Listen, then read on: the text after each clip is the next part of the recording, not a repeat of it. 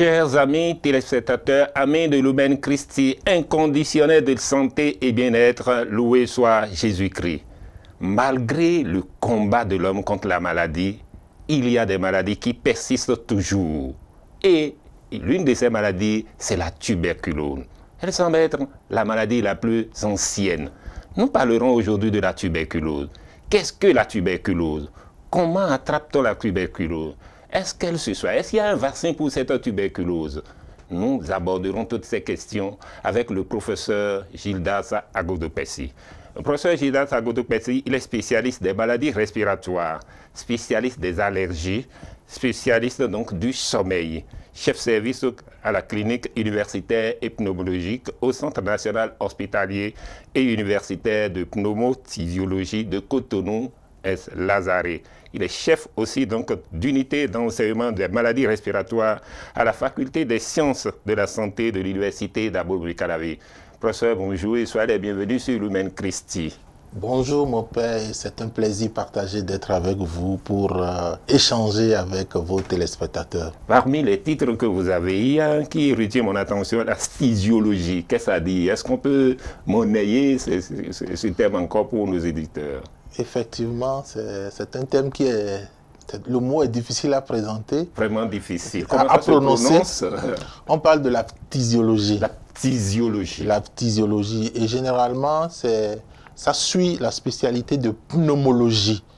La spécialité de pneumologie, c'est cette spécialité qui s'occupe des maladies respiratoires. Très bien. En général. Mais parmi les maladies, il y a une qui atteint plus fréquemment le poumon, qui est la thysie. Et dont l'autre nom est la tuberculose. C'est la tuberculose qui est aussi voilà, physiologie. La thysie. La tuberculose, c'est la thysie. Et donc, la discipline qui s'occupe de la tuberculose, c'est la physiologie. Très bien. Et qui est une discipline qui est annexée, qui est du domaine du pneumologue. Très bien. Okay? Nous allons le voir tout à l'heure dans l'émission. La tuberculose peut atteindre tous les organes du corps humain, mais atteint préférentiellement le poumon. Donc, ça fait que c'est le spécialiste du poumon en même temps qui s'en occupe. Et donc, thysie, ça veut dire tuberculose. La physiologie, c'est la discipline qui s'occupe donc de la tuberculose.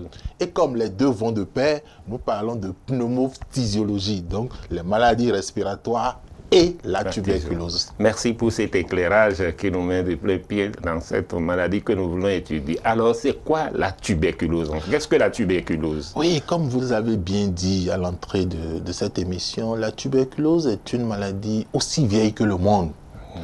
Et c'est une maladie qui continue encore de faire souffrir l'humain, alors qu'à la date d'aujourd'hui où nous parlons, nous connaissons très bien cette maladie, nous savons la diagnostiquer, nous savons la prévenir, nous savons la traiter. Mais malheureusement, elle continue encore d'infliger un lourd tribut à l'humanité, puisque chaque année, on estime à plus de 10 millions le nombre de nouveaux cas. Encore aujourd'hui. Dans le monde, 10 millions de nouveaux cas. Et parmi ces 10 millions, il y a 3 millions qui vont mourir de cette maladie, malgré que nous avons des médicaments. Et donc, c'est un problème sérieux. Quand on revient au Bénin, dans le cadre du programme que le ministère de la Santé a mis en place, qui est le programme national contre la tuberculose, nous devons dire qu'à peu près 4000 de nos compatriotes sont diagnostiqués chaque année. Encore chez nous au Bénin. Encore chez nous au Bénin. Sur les 12 ou 13 millions que nous sommes, il y a à peu près 4000 qui vont avoir la tuberculose.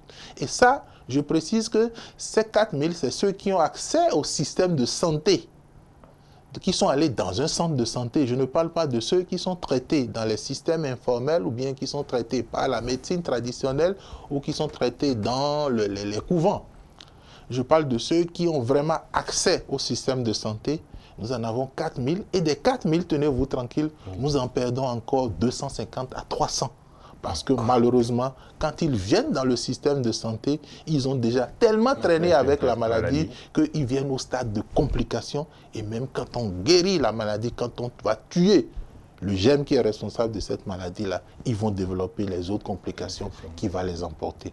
Donc, ça vous dit que c'est un problème sérieux. Ce qui fait que donc, le ministère de la Santé du Bénin a érigé un programme qui s'en occupe et l'a même déclaré comme maladie prioritaire pour le pays.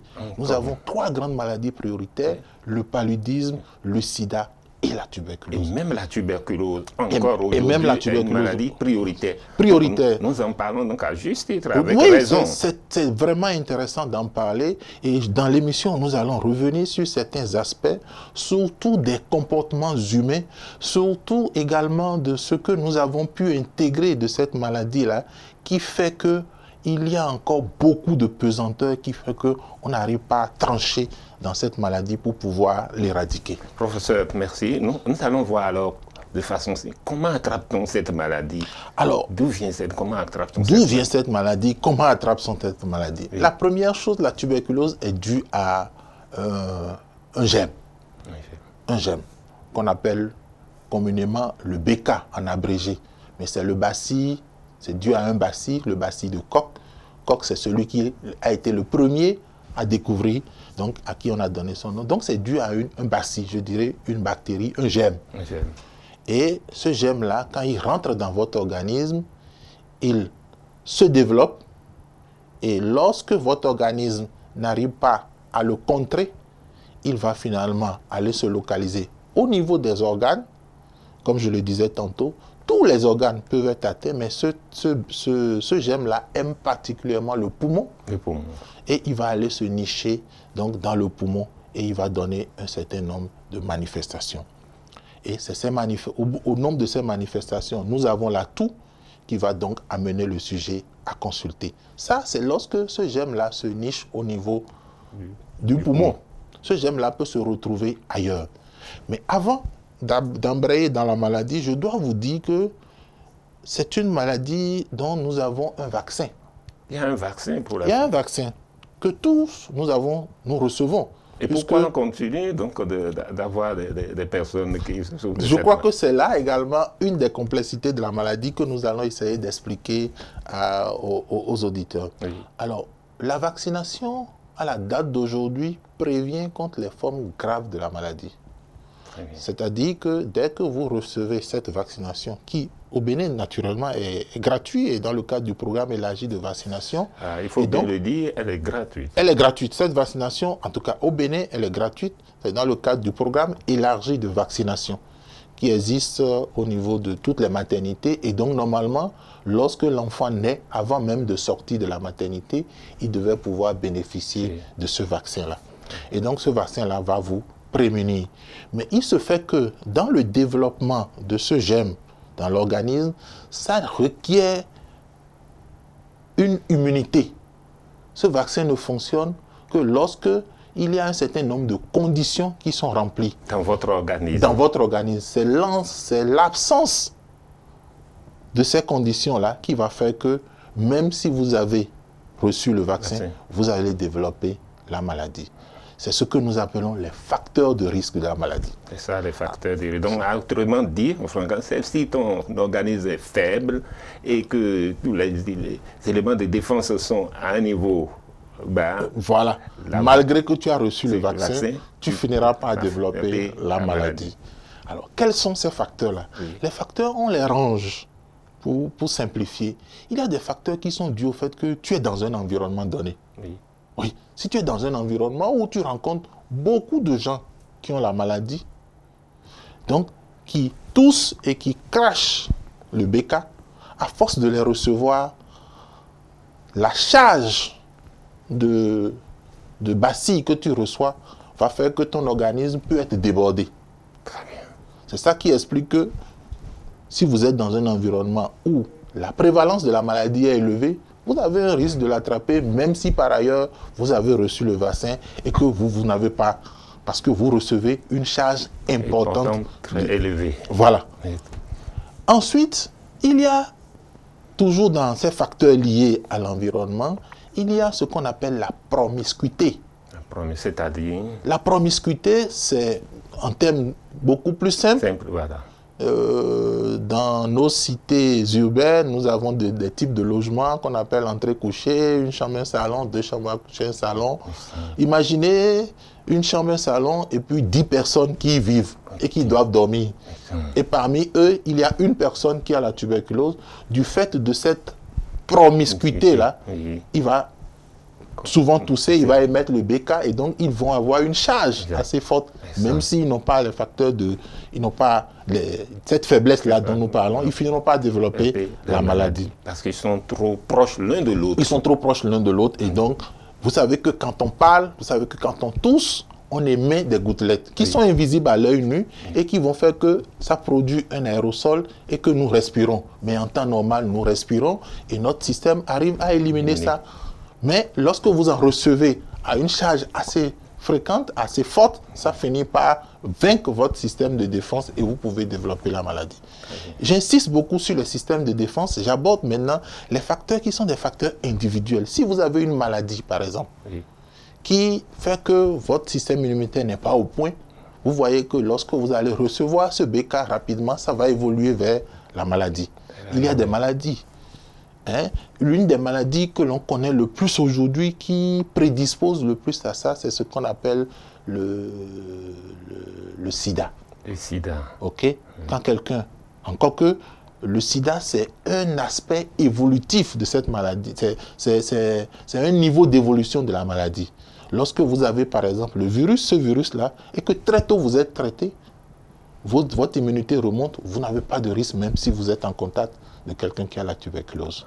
Mais si vous ne vous faites pas diagnostiquer, ou vous ne savez pas, ou vous ne prenez pas vos médicaments, votre immunité va être faible, et lorsque vous allez recevoir ce germe, vous allez finir par développer la maladie. Parce que le sida baisse aussi l'immunité. Exactement. C'est ça le problème du VIH. C'est pourquoi il est lié à la tuberculose. C'est pourquoi il est lié à la tuberculose, comme dans d'autres maladies également.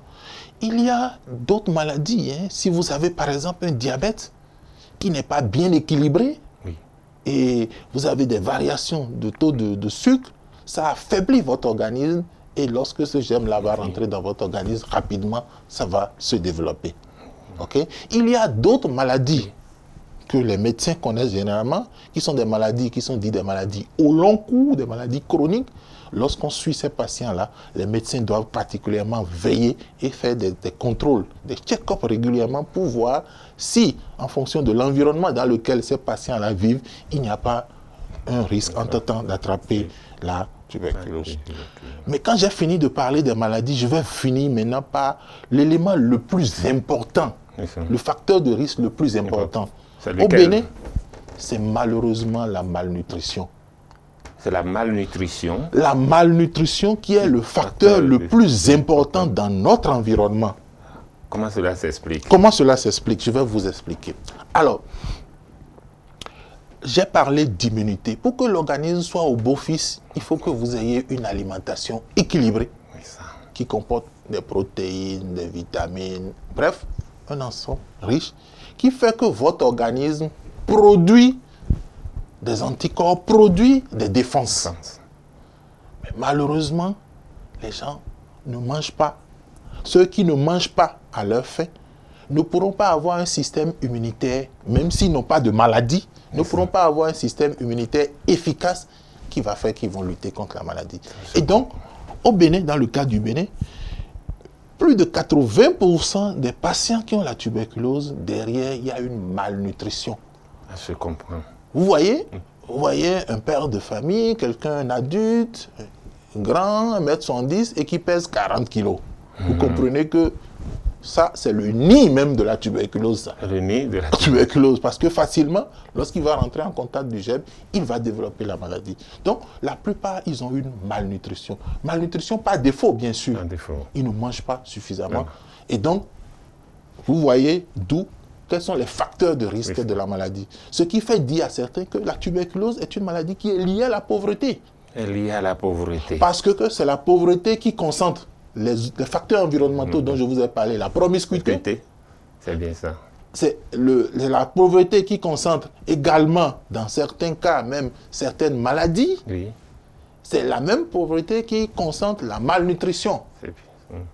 Et donc, c'est ça qui fait que malheureusement, malgré qu'on a les médicaments, tant qu'on a, au niveau du capital, au niveau de l'humain, Oui. des actions ne sont pas faites suffisamment pour relever l'humain, cette maladie, malheureusement, va continuer à décimer nos populations avec les chiffres dont je vous ai parlé tantôt. Merci, professeur. Alors, quels sont les signes qui nous font reconnaître qu'il y a tuberculose? Merci. Alors, je disais déjà d'emblée que cette maladie, il faut le savoir, lorsque le BK rentre dans l'organisme, il peut aller vers n'importe quelle partie du corps. Oui. OK? Et les médecins savent très bien qu'on peut avoir la tuberculose à tous les endroits du corps humain. Mais il se fait que c'est la tuberculose qui est localisée au niveau du poumon, qui est malheureusement responsable de la transmission de cette maladie. Parce que quelqu'un qui l'a dans les poumons, il va tousser. La toux, en réalité, c'est un mécanisme de défense de l'organisme qui vise à le débarrasser de ce qui est venu l'envahir. Et donc, en toussant, il va libérer des BK dans l'environnement et les gens autour de lui vont respirer. Et lorsque ceux-là ont des facteurs de risque, parce que ce n'est pas tous ceux qui vont respirer qui vont développer la maladie. J'avais déjà fait ce développement. Et donc, c'est ça qui va faire qu'il y a la toux. Qui peut faire comme lorsqu'on a dans l'atteinte pulmonaire.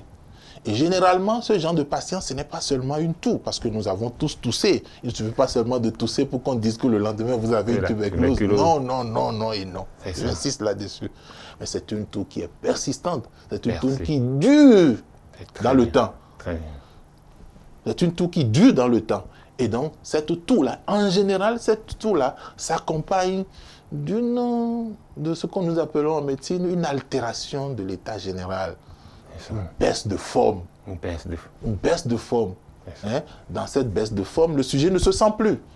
Il sent qu'il est fatigué, il a l'appétit qui baisse, il commence à perdre du poids, le pantalon ne tient plus. Voilà, il a une inappétence et ça dure dans le temps. Et généralement, on dit une toux qui est là, qui dure depuis 2 semaines, voire 3 semaines, il faut aller. Bien sûr, nous allons revenir tout à l'heure sur les autres causes de toux.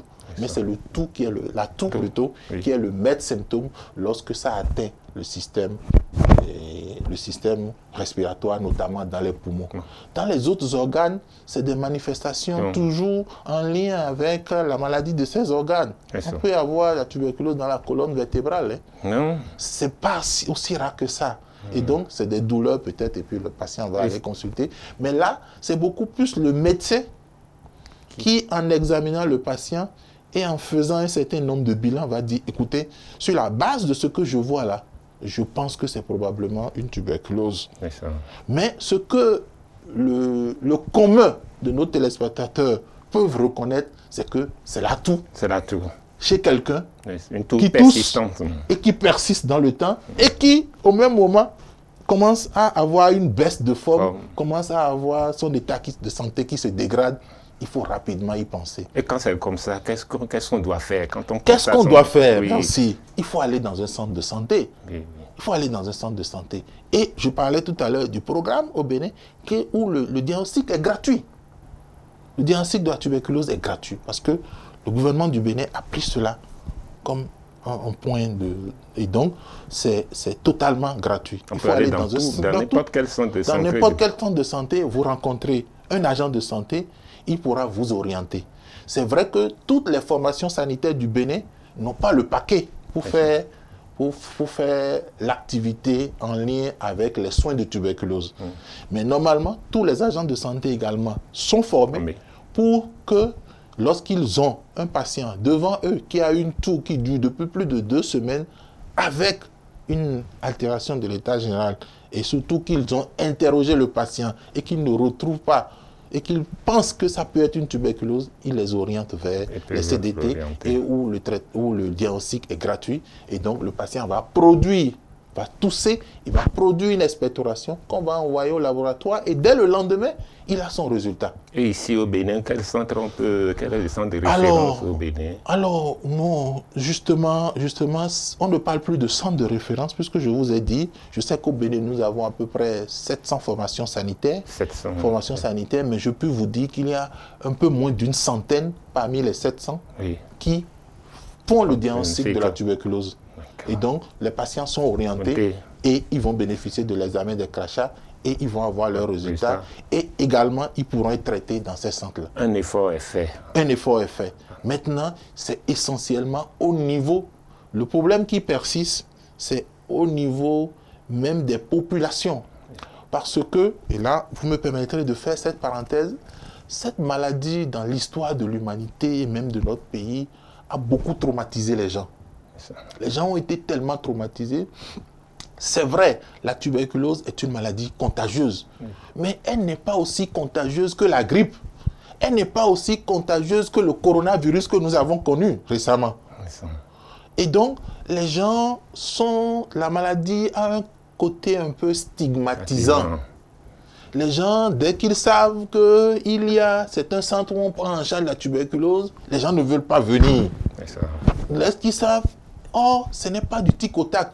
Au travers des éléments que je vous ai présentés, on peut vivre et dormir avec quelqu'un qui a la tuberculose sans attraper la tuberculose. Après, vous vous êtes sacrifié pour être à leur chevet. Moi, je suis... Voilà autant d'exemples. Voilà autant d'exemples. Donc, ce n'est pas du tic au tac. Mais malheureusement, dans la tête de nos populations, c'est resté quelque chose. Et puis, et parce que aussi, bon, à juste titre, tous ceux qui attrapaient cette maladie-là, dans un passé récent, en mouraient. Mais j'ai dit en début d'émission, cette maladie est une maladie qui est totalement guérissable. Aujourd'hui. Et donc, ça fait, il y a un état d'esprit qui fait que les gens ne vont pas dans les centres de santé. Parfois, quand ils vont dans un centre où il n'y a pas le paquet de soins pour la tuberculose et qu'on leur dit, allez dans le centre de santé d'à côté parce que je pense que c'est une tuberculose. Ah, que Dieu m'en sauve, je n'ai pas la tuberculose, pourquoi vous me parlez de ça? Et ça crée un retard au diagnostic parce que la maladie est due au fait qu'il y a encore dans la communauté des gens qui l'ont. Le jour où nous allons arriver à stériliser, à traiter tout le monde, ce sera fini. Et ça, dans l'histoire des pays, c'est déjà arrivé. C'est déjà arrivé. Il y a des pays qui sont arrivés à bout de la tuberculose. Alors, comment se comporter avec quelqu'un qui a la tuberculose? Parce que nous tendons vers la fin de cette émission. Merci, bien évidemment. Quelqu'un qui a la tuberculose, il faut l'aider à prendre ses soins. Et là, je précise que quelqu'un qui commence à prendre son traitement de la tuberculose, je vous dis, dès la semaine qui suit, il n'est plus contagieux. Dès la semaine qui suit. Il n'est plus contagieux. Il suffit de prendre ces médicaments-là pour un certain nombre de jours. Dès le premier jour qu'il le prend, ça chute, la charge bactérienne chute, et donc le sujet n'est plus contagieux. Et donc, il faut aider quelqu'un quand on a dans son entourage. Au lieu de le fuir, il faut l'aider à prendre ses soins. Et aider également à organiser le dépistage autour de ce cas pour que si éventuellement il y a d'autres personnes qui ont la maladie. Je vous ai dit, par exemple, vous allez dans une maison où 10 personnes dorment ensemble et qu'il y a un qui a la tuberculose, c'est l'occasion d'investiguer autour des autres. Parce que si vous traitez celui-là et qu'il revient dans ce milieu-là, entre-temps, il a peut-être eu à infecter un autre qui, lui, a gardé la maladie, il va encore revenir dans le même cadre et on risque d'avoir les mêmes causes entraînant les mêmes effets. Il va encore développer la maladie. Est-ce qu'on peut guérir de la tuberculose? On guérit à 100% de la tuberculose. Je veux insister, je veux passer ce message-là à travers votre canal. Oui. Il faut que les téléspectateurs reviennent, le comprennent. La tuberculose est une maladie guérissable. Elle est guérissable. Elle est guérissable. C'est vrai qu'on voit des gens qui ont eu la tuberculose et puis ils ont été traités, mais après ils continuent à tousser ou bien ils ont eu, la maladie a tellement donné des conséquences. Et là, c'est ce que moi je vois dans ma pratique, la maladie leur a délabré le poumon. Le poumon est complètement délabré. Et donc, on a tué le BK, mais avec des poumons délabrés, vous restez toujours quelqu'un de diminué. Et donc, c'est ça la réalité. La maladie est totalement guérissable. Et chaque fois qu'on a quelqu'un qui tousse, on doit l'orienter. Et une fois qu'on sait qu'il a la tuberculose, on doit tout faire pour l'accompagner. On doit tout faire pour l'aider, pour qu'il guérisse de la maladie. Et pour finir, comment éviter cette maladie? Alors, pour éviter cette maladie, j'insiste là-dessus, il faut avoir une bonne hygiène de vie. Une bonne hygiène de vie. Une bonne hygiène de vie. Vous avez compris qu'il y a plusieurs facteurs qui interviennent. Nous avons au Bénin, avec le programme élargi de vaccination, nous avons des scores de taux de vaccination autour de 98%. Donc presque tout le monde nous sommes vaccinés, mais c'est parce qu'il y a encore des cas dans la communauté. Et il faut dépister ces cas-là, c'est important. Tout le monde doit se sentir impliqué. Si vous avez dans votre entourage quelqu'un qui a des symptômes de tout et tout ça, vous devez pouvoir l'orienter vers les centres de santé pour qu'on le diagnostique. Si on diagnostique ces gens-là, qu'il n'y a plus de contaminateurs, il n'y a pas de raison. Mais pour les autres, qui peuvent être accidentellement sans savoir, sans le savoir, en fonction des cas, il faut également que nous ayons un bon état de santé. Un bon état de santé, j'insiste là-dessus, nous aurons le temps de revenir. C'est beaucoup de facteurs, la lutte contre le stress, la lutte contre tout ça, mais ici, pour ce qui nous concerne, c'est la nutrition. Et nous devons manger. Nous devons manger équilibré. Je pense qu'on aura d'autres plateaux également pour parler de la nutrition, mais j'insiste pour dire qu'on devait avoir au minimum 2 repas chauds par jour. Très bien. Si on mange, on est équilibré et qu'on a une bonne hygiène de vie, a priori, on est prémuni. Professeur Jidas Agotokpesi, merci pour cet éclairage. Chers amis téléspectateurs, amis de Lumen Christi, de santé de bien-être, nous avons reçu le professeur Jidas Agotokpesi. Il est spécialiste des maladies respiratoires. Et aujourd'hui, nous avions parlé de la tuberculose, une maladie qui persiste, mais nous l'avons appris. Cette maladie est guérissable. Et pour ça, pour être en forme, mangeons bien et continuons à suivre les règles d'hygiène, une bonne hygiène de vie. Merci pour avoir prêté une oreille attentive à cette émission. Béni soit le Seigneur, loué soit Jésus-Christ et à très bientôt.